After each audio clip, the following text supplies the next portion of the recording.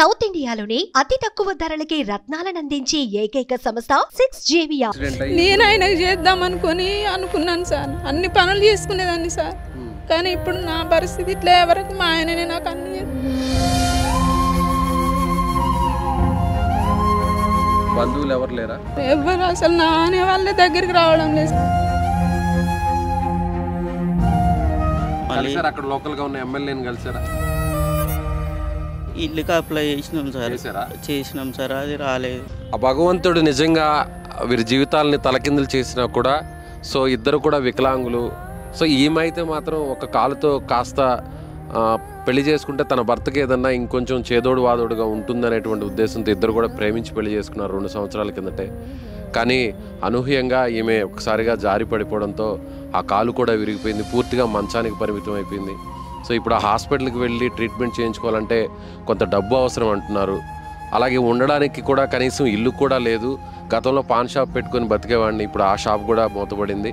ఎవరైనా పెద్ద మనసు ఉన్న వాళ్ళు దాతలు ముందుకు వచ్చి ఆర్థిక సహాయం చేసి ఏదన్నా మేము సొంతగా వ్యాపారం చేసుకోవడం కోసం ఏదైనా షాప్ లాంటిది పెట్టిస్తే మా జీవితాన్ని ముందుకు తీసుకెళ్తామని చెప్పి ఇద్దరు కూడా కన్నీటి పర్యంతం అవుతున్నారు. అలాగే ప్రభుత్వం కావచ్చు, అధికారులు కావచ్చు, స్థానికంగా ఉన్న నాయకులు కావచ్చు, స్వచ్ఛంద సంస్థలు కొంచెం ముందుకు వచ్చి వీరికి కొంతవరకు సహాయం చేయాలని, పెద్ద మనసును చాటుకోవాలని సుమన్ టీవీ కూడా మనస్ఫూర్తిగా కోరుకుంటుంది. నమస్తే, నేను విజయ్.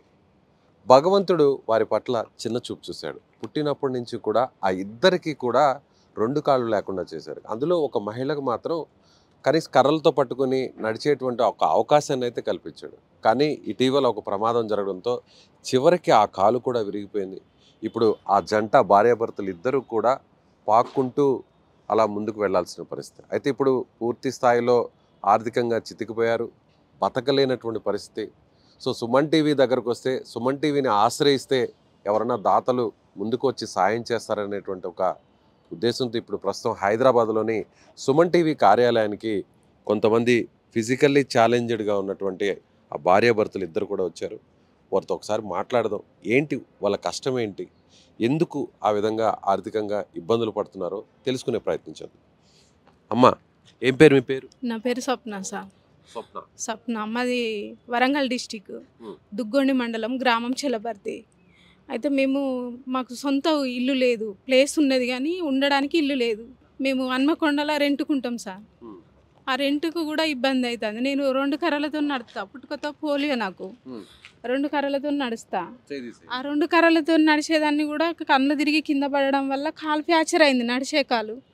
అది ఆపరేషన్ చేసిళ్ళు ఎంజిఎంకి వెళ్తే, గవర్నమెంట్ హాస్పిటల్కు. అది పోలియో కాలు అవ్వడం వల్ల అది వాళ్ళు కరెక్ట్ చేయలేదు, అది ఫెయిల్ అయింది. మళ్ళీ ప్రైవేట్కి పోతే దాన్ని మళ్ళీ ఆపరేషన్ చేయాలంటే కొంత డబ్బు అడుగుతాను. మేమేమో ఈ పరిస్థితులు ఉన్నాము, డబ్బులు పెట్టుకునే పరిస్థితులు లేము. అయితే మళ్ళీ మీకు హాస్పిటల్కి, ఆపరేషన్కి వాటికి అంటే ఫ్రీగానే చేసిళ్ళు సార్. ఆరోగ్యశ్రీ మీద చేసిళ్ళు, కానీ అది ఫెయిల్ అయిపోయింది. మళ్ళీ దాన్ని సక్సెస్ కాలేదు. నిలబడితే గ్రిప్ ఉండడం లేదు, వంగిపోతుంది. అంతకుముందు నడిచే కాలు ఇప్పుడు ఆపరేషన్ అయిన కానీ నడవడం లేదు. అసలుకి నడిచే వాళ్ళము, అది కూడా నడవడం లేదు ఆపరేషన్ అయిన తర్వాత. అది పోలియో కాలం అవ్వడం వల్ల వాళ్ళకి అర్థం కాలేదు సార్. ఇప్పుడు మళ్ళీ రీఆపరేషన్ చేసుకోవాలంటే కొన్ని డబ్బులు, ప్రైవేట్లో అయితే వాళ్ళకు కొద్దిగా ఎక్స్పర్ట్ డాక్టర్లు ఉంటారు కదా, వాళ్ళ దగ్గర చూపించుకోండి అని డాక్టర్ వాళ్ళు చెప్పిళ్ళు. ఆపరేషన్ చేయించుకోవడానికి మా దగ్గర ఆర్థికంగా మేము చాలా ఇబ్బందులలో ఉన్నాం సార్. సొంత ఊర్లో ఇల్లు లేక మేము రెంట్కుంటాం సార్. ఆ రెంట్ కట్టాలంటే మాకు ఇద్దరికి వచ్చే డబ్బులు, పెన్షన్ డబ్బులు ఆ రెంట్కి సరిపోతున్నాయి. నాకు పెన్షన్ ఎంత వస్తుంది? 4,000 వస్తాయి సార్. 5,500 రెంట్కి వెళ్ళిపోతాయి. నాకు హాస్పిటల్ ఖర్చులకు సరిపోవడం లేదు. టాబ్లెట్ నెలకు 5,000, 5,500, 6,000 వరకు అవుతున్నాయి టాబ్లెట్లు. బంధువులు ఎవరు లేరా? ఉన్నారు కానీ ఎవరికి ఎవరు అవుతారు సార్. ఎవరికి ఎవరు గారు ఎవరు అయితే లేరు, కూడా దగ్గరికి వస్తలేరు. ఎవరైనా సాయం చేయడం కానీ లేదు సార్. ఎవరు అసలు నా అనే వాళ్ళ దగ్గరికి రావడం లేదు సార్. ఇక వేరే వాళ్ళు అన్నదమ్ములు లేరు సార్. నాకు ఒక చెల్లి ఉన్నది, చెల్లెనే హాస్పిటల్లో అన్ని చేసింది సార్. కానీ మా పరిస్థితి ఘోరంగా ఉన్నది సార్. పిల్లలు ఉన్నారా మీకు? లేదు సార్, రీసెంట్ మ్యారేజ్ 2 years అవుతుంది సార్. ఇప్పుడు జూన్ వస్తే 2 సంవత్సరాలు. అంతకుముందు వరకు పెళ్లి చేసుకోలేదు? లేదు సార్. రీసెంట్ గానే ఎట్లా పరిచయం అయ్యాడు ఆయన? ఒక అన్నయ్య ద్వారా ఇట్లా మా ఫ్రెండ్ ఉన్నాడు, ఇట్లా చేసుకోరా మంచిగానే ఉంటుంది లైఫ్, ఎవరికి ఎవరు గారు అని చెప్తే సరే అని చేసుకున్నాం సార్. చేసుకున్నాక ఒక 8 months వరకు మంచిగానే ఉన్నా. తర్వాత మళ్ళీ షుగర్ అటాక్ అయింది సార్. ఆ షుగర్ వల్లనే కళ్ళు తిరిగి కింద పడిపోవడం వల్ల ఈ కాలు ఫ్రాక్చర్ అయిపోయింది. అంటే ఇద్దరు కూడా ఫిజికల్లీ హ్యాండిక్యాప్డ్ కాబట్టి సో ఒకరికొకరు అండగా ఏదన్నా ఉంటారని పెళ్లి చేసుకున్నాం సార్. కానీ ఇట్లా అవుతుంది అనుకోలేదు సార్. యాక్సిడెంట్ నేను ఆయనకు చేద్దాం అనుకున్నాను సార్. అన్ని పనులు చేసుకునేదాన్ని సార్. కానీ ఇప్పుడు నా పరిస్థితి ఇట్లా ఎవరికి మా ఆయననే నాకు అన్ని చేస్తాను సార్. ఎవరు మీరు ఒక్క కాలు ఉండేసరికి ఆ కర్రలతోనే కొంచెం మీ ఆయన సపోర్ట్ గా ఉంటుందని పెళ్లి చేసుకున్నారు. అన్ని పనులు చేసేదాన్ని సార్. మాకు ఇప్పుడు రెంట్ కట్టుకోవాలన్నా నాకు హాస్పిటల్కు అన్నిటికీ చాలా ఆర్థికంగా ఇబ్బందులు అవుతున్నాయి సార్. మాకు ఎంత కావాల్సి వస్తుంది ఇప్పుడు మీకు? ఒకవేళ హాస్పిటల్ అంటే మీకు సర్జరీ చేయాలంటే సెట్ అవుతుందా? సర్జరీ చేస్తే సెట్ అయితే సార్ ఎంత అవుతుంది? ఒకవేళ ప్రైవేట్ హాస్పిటల్ చేయాలి, ప్రైవేట్ లో అయితే ఎంత 1,00,000 వరకు ఎక్కువనే అవుతుంది అనుకుంటాను సార్. అది కలిసారా వేరే డాక్టర్ ని చెప్పారా? సర్జరీ చేస్తే మీకు కాలు బాగవుతుంది అవుతుంది అన్నారు సార్. కానీ ఇంత అవుతుందని మనకు చెప్పలేదు. కానీ ఆపరేషన్ మాత్రం చేసుకోకపోతే నేను నడవలేను సార్. ఇంతే అయిపోతుంది. నాకు 35, 36 ఉంటుంది సార్. చదువుకున్నారా మీరు? 10th పాస్ అయినా సార్. చిన్నప్పుడు మీ భర్త ఆయన కూడా 10th చదువుకున్నాడు సార్. 10th ఏది చేయాలనుకున్నా ఇంట్రెస్ట్ ఉండేది సార్. ఇప్పుడు మా పరిస్థితి ఘోరంగా ఉన్నది సార్. నాకు చిన్నప్పుడే అమ్మ చనిపోయింది సార్. నా 9 సంవత్సరాల ఏజ్లోనే అమ్మ చనిపోయింది సార్. ఎవరు లేరు సార్. ఒక చెల్లె, నేను, అన్నదమ్ములు కూడా నాకు ఎవరు లేరు సార్. ఇప్పుడు మీకు ఏదైనా సపరేలా చేయాలంటే ఎవరు చేస్తారు? ఇప్పుడు మా ఆయననే చూసుకుంటాను సార్. నువ్వు ఆయన చూసుకుంటావని చెప్పి నిన్ను పెళ్లి చేసుకున్నాడు. అవును సార్. నా పరిస్థితి ఇప్పుడు ఆయన నిన్ను చూసుకుంటున్నాడు. ఇలా మొత్తం తలకిందులై. అవును సార్. మీరు చెప్పండి, ఏంటి అసలు ప్రాబ్లం ఏంటి?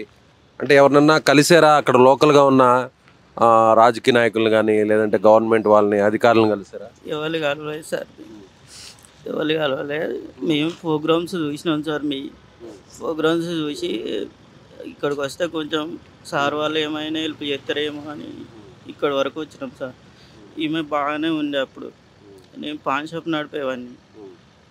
సరే ఈ పింఛన్ ఉన్నాయి ఇవి కొంచెం అట్లా అయిపోతుంది అన్నట్టుగా చేసుకున్నాం సార్. చేసుకున్నాక ఇక ఏమే ఇట్లా అయిపోయింది సార్. ఇక ఈమెను చూసుకోలేక షాపు తీయలేక షాపులు ఎక్కువ అయిపోయినాయి సార్. షాపులు నడవట్లేదు. షాపులు నడవక చాలా ఇబ్బంది అవుతుంది సార్. ఒక ఫ్రెండ్ ఒకసారి ఒక 10,000 ఇచ్చింది సార్. 10,000 తోటి ఈమెను హాస్పిటల్ తీసుకుపోయినా 2 times. మళ్ళీ వేరే ఆయన ఒక 10,000 ఇచ్చిండు. పోయినప్పుడల్లా 5-6 వేలు అవుతున్నాయి. స్కానింగ్ అని, ఎక్స్రే అని, మందులకు సూదికే 450 రూపాయలు. సూది ఒకటి, టాబ్లెట్లకు, వాటికి వీటికి అట్లా 6,000 ఖర్చు వస్తుంది సార్. అంటే ఇద్దరు ఇష్టపడి పెళ్లి చేసుకున్నారా? ఇద్దరు వికలాంగులు, సో ఒకరికొకరు కొంచెం ఇట్లా అవుతుంది అని అనుకోలేదు సార్. ఎలా జరిగింది యాక్సిడెంట్? ఏమో బాత్రూంలో జారిపడ్డది సార్.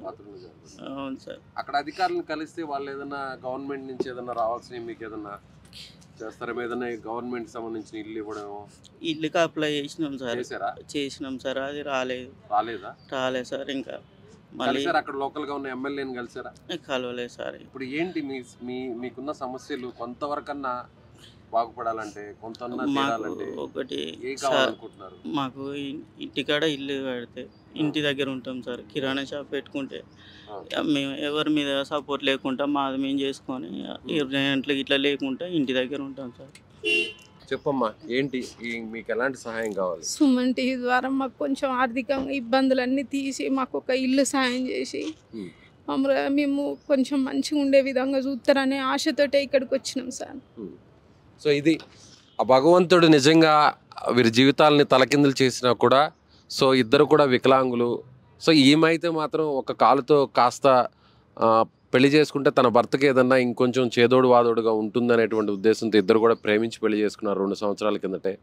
కానీ అనూహ్యంగా ఈమె ఒకసారిగా జారి పడిపోవడంతో ఆ కాలు కూడా విరిగిపోయింది, పూర్తిగా మంచానికి పరిమితం అయిపోయింది. సో ఇప్పుడు ఆ హాస్పిటల్కి వెళ్ళి ట్రీట్మెంట్ చేయించుకోవాలంటే కొంత డబ్బు అవసరం అంటున్నారు. అలాగే ఉండడానికి కూడా కనీసం ఇల్లు కూడా లేదు.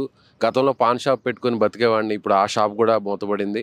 ఎవరైనా పెద్ద మనసు ఉన్న వాళ్ళు, దాతలు ముందుకు వచ్చి ఆర్థిక సహాయం చేసి ఏదన్నా మేము సొంతగా వ్యాపారం చేసుకోవడం కోసం ఏదైనా షాప్ లాంటిది పెట్టిస్తే మా జీవితాన్ని ముందుకు తీసుకెళ్తామని చెప్పి ఇద్దరు కూడా కన్నీటి పర్యంతం అవుతున్నారు. అలాగే ప్రభుత్వం కావచ్చు, అధికారులు కావచ్చు, స్థానికంగా ఉన్న నాయకులు కావచ్చు, స్వచ్ఛంద సంస్థలు కొంచెం ముందుకు వచ్చి వీరికి కొంతవరకు సహాయం చేయాలని, పెద్ద మనసును చాటుకోవాలని సుమన్ టీవీ కూడా మనస్ఫూర్తిగా కోరుకుంటుంది. కెమెరామెన్ మహేష్తో విజయ్, సుమన్ టీవీ, హైదరాబాద్ నుంచి.